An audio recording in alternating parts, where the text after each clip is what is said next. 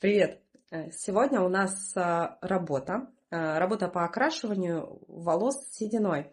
Натуральная база клиента 4.3. Как известно, на этом уровне глубины тона фон осветления красный. И для нейтрализации этого красного фона осветления в краситель зачастую производитель закладывает зеленый цвет.